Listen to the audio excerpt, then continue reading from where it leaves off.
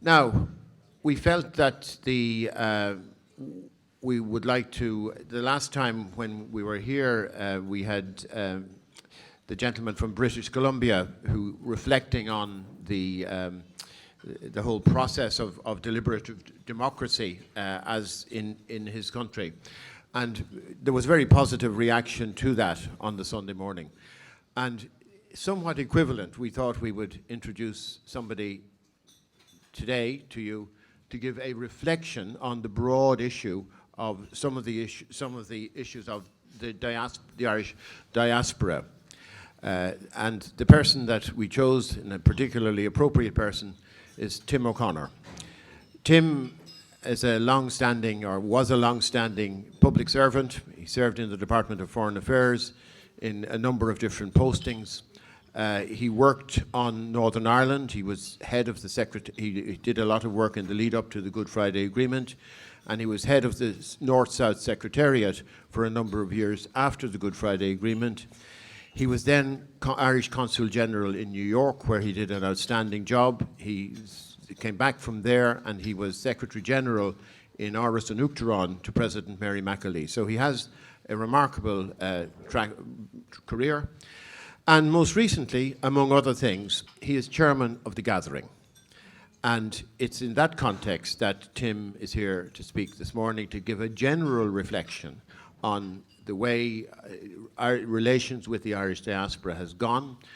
This is not an advocacy exercise. Tim has no, whatever opinions he has about how we should vote on these matters, he's keeping them to himself. So could I invite Tim to talk to us? Is an ormordam velivan shaw an achad on specialty in Mullach Ida. I'm from a place called Killeedy in West Limerick.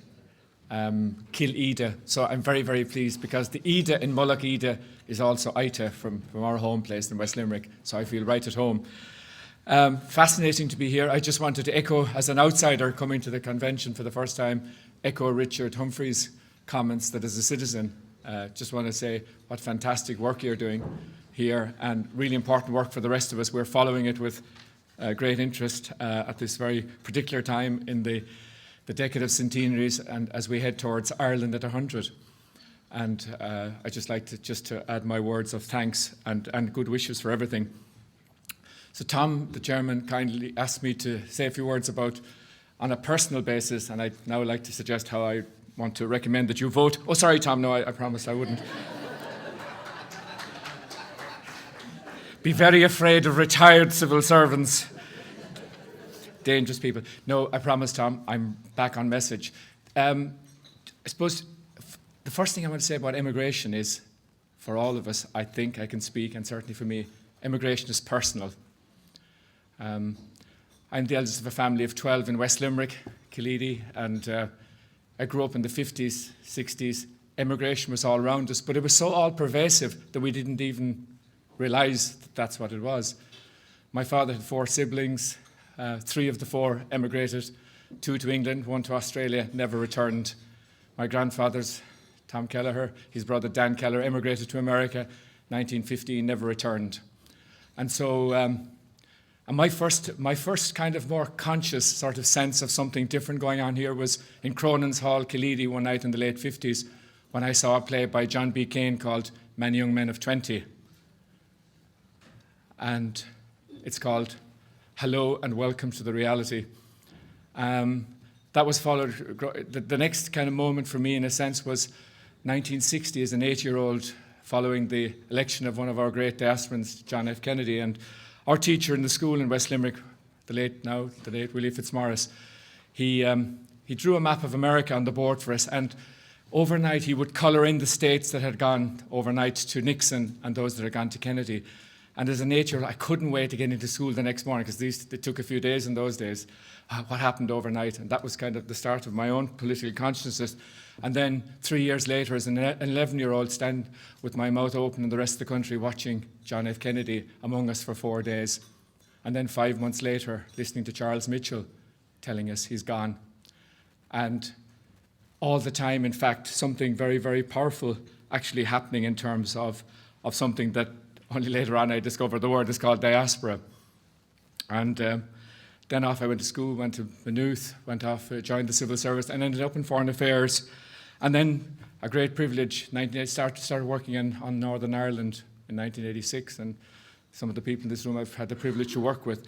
And there I saw at first hand another dimension of the complexity, some of which you've been dealing with here this morning in your fascinating discussion, and about identity and about what it means, and Irish, not Irish, and of course then the role of Irish America and the Irish from Britain in the peace process as well. And along the way I came across a man who became a great friend, Paddy O'Hanlon. And in 2001, when I was working as the Joint Secretary of the North-South Ministerial Council, I was the person the department asked to approach Paddy O'Hanlon to become the chairman of the task force on immigrants, which Brian Cowan set up as minister.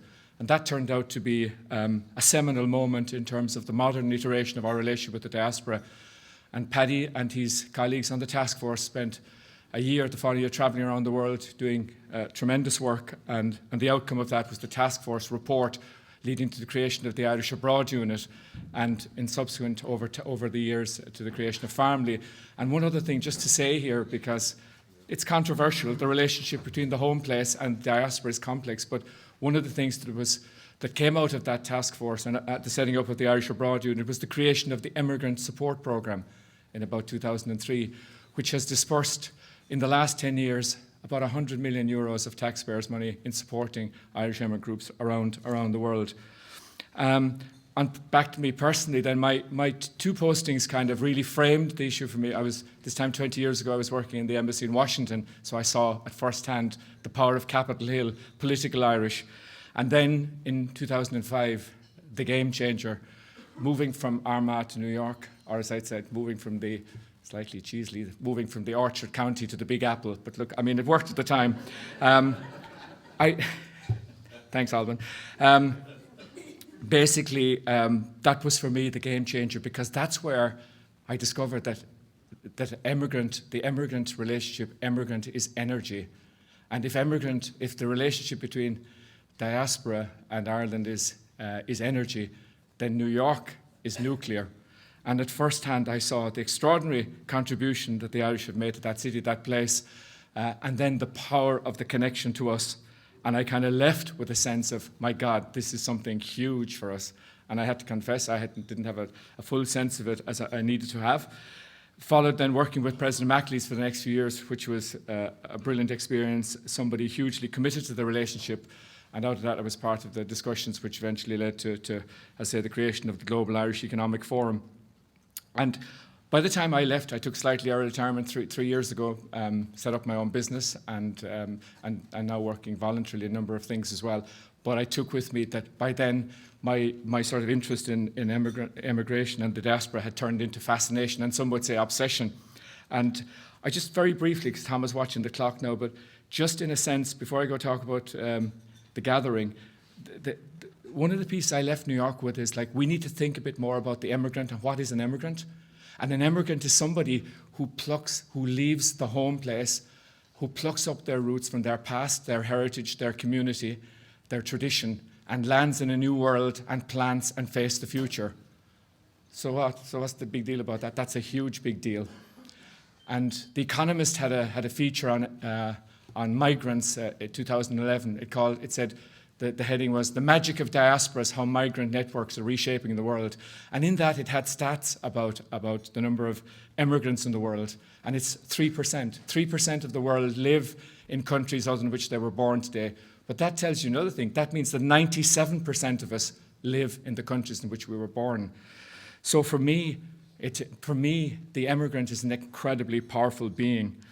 And the other question that it raises in the Irish context is, why this extraordinary continued connection to the home place? And here's my sort of, and now I would all sort of asking for the, if you like, the indulgence of the professionals here, because to me, actually, in amateur psychology terms, I think it has to do with the nature of historically, the nature of Irish society as historically a communal society.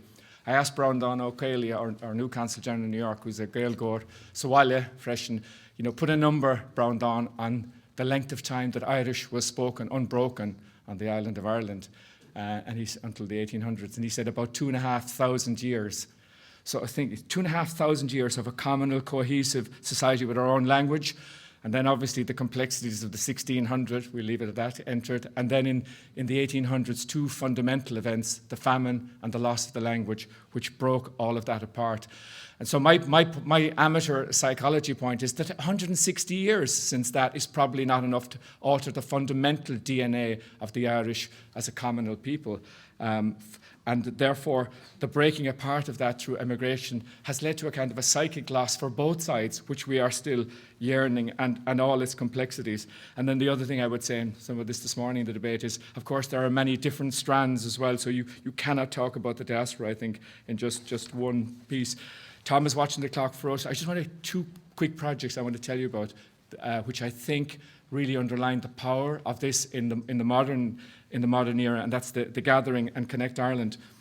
So I'm chairman of the Gathering, the advisory board of the Gathering, and it's been an absolutely fantastic project, and I think a good exemplar of government working with the community in a very powerful way. Because actually, the number of gatherings registered on our website at the moment, about 5,000 gatherings organised by people all around the country. And so, in fact, as my little soundbite is that the Gathering began as a government initiative, but it has become a people's project. And an extraordinary job being done by everybody involved, from Jim Miley and the team at Fáilte Ireland, Tourism Ireland. The county councils have played a great role, and then a number of private sector people like Irish public bodies who put €1 million into the community fund. But the key here, the heroes of this project are the people of Ireland, actually, and what they've done. It has led to a 7% increase in numbers, tourism numbers, at a very difficult time for a critical industry, and a 20% increase from visitor numbers from the States, which is terrific. But actually, the huge dividend in community terms around the country is also hugely powerful. And there are 4 key learnings for me out of the Gathering, actually. One is that, and this is a kind of a bit of a shocker, because actually, in fact, if up to the time of the Gathering, I saw that my focus was really on out there, the extraordinariness of Irish America, the Irish in Britain, and so on. But in fact, actually, if the centre of gravity of the relationship between Ireland and its diaspora rests not out there, but actually here at home. Why? Because we who live in Ireland are the holders of the shared home place and heritage. We hold the home farm. It is we, not they, who get to decide what the notice on the gate says, whether it says keep out, don't care, or welcome home. And so in order for the relationship to go to a new level, we, the holders of the home place, must be prepared to become custodians of the shared home place. And I think the Gathering has proven the people of Ireland are absolutely up for custodianship. And so what's happened this time, instead of it being like as in the plays of Tom Murphy, which we've seen in the Abbey vehicles here, where in fact the relationship has been depicted as an entirely fractious one, and it has in many ways. Now we're turning around and we're saying, we the home place are saying, we invite you, we welcome you, we host you, we celebrate you. And the second learning is that diaspora policy, if it's to be meaningful, must actually be embraced by the people. So in a sense, the Gathering is actually the democratization of diaspora, and the people have shown they're up for it. And the third thing I'd say is diaspora needs to be inclusive. One of the challenges I faced along the way was one night I was challenged by a French person living in Ireland who came up to me and said, your Gathering is interesting, but I've been living in Ireland for 15 years. I have an Irish wife and 2 Irish children, and your Gathering is inward-looking and insular, and it doesn't include me. So I said, hello, Pascal. And that was the beginning that was Pascal Derian, who's become a great friend. And in fact, of course, the number of people who, the first thing he sent me was an abstract from the census of 2011, which showed the percentage of the people of Ireland who were born overseas in 2011. And the answer was 17%, which I found a shocker. So I have a new soundbite now. So the 70 million around the world and 17%. So you could say, therefore, that the 70 million are Irish by blood, and the 17% are Irish by choice. And so I think that's a hugely powerful piece of it. Well, and obviously the issue of Northern Ireland, and that's another dimension, the complexity. But this journey of diaspora needs to be inclusive. And then I think if we do all of that, I think we could be on the cusp here of a really powerful new paradigm in the relationship between Ireland and the diaspora as we face into Ireland at 100, whereby we, the home place, become custodians of the shared home place and heritage of the inclusive global Irish. And they, in their turn, then, become our pathfinders and supporters and allies in a complex global world. And all of that, so that could be, so based on a relationship of mutuality and meaningfulness. And I'm not for a second saying that, that this is a sugar-coated, fluffy thing. Immigration and having to leave and having to start in a new world will always be painful and difficult for those who leave and those who are left behind, particularly in the Irish context. But we have a chance now in a globalized world to turn it into something, on an entirely new basis and very, very powerful. All of which is just a short hop from economic advantage. And one of the projects I'm involved with was called Connect Ireland, whereby we are mobilizing that 70 million global diaspora to become connectors to companies looking for a European base. And that's now a public-private, working with the IDA. Terry Clune is the private sector person funding it, the company Taxback. And I've been talking to some of you in the room about it. But the last 4 announcements of Connect Ireland out of precisely this project is 70 jobs in Kells, 50 jobs in Port Arlington, 15 jobs in Kinvara and 10 in Longford. So the whole relationship with the diaspora has the possibility as well then to turn it into something very, very powerful economically. And I'm coming to a finish, Tom. I think the other piece I would say in terms of my own learnings along the way is that the criticalness of culture in this journey, that culture is the oxygen that binds us, all strands of Irishness, and that culture is the lamp that illuminates who we are and what we are. And so I think it's brilliant that you're having this debate here. It's brilliant that the Constitutional Convention is around this. I think it's fantastic that we have a project like The Gathering, because I would say that we are at the highest point historically in the 91 years of statehood, in terms of around the issue.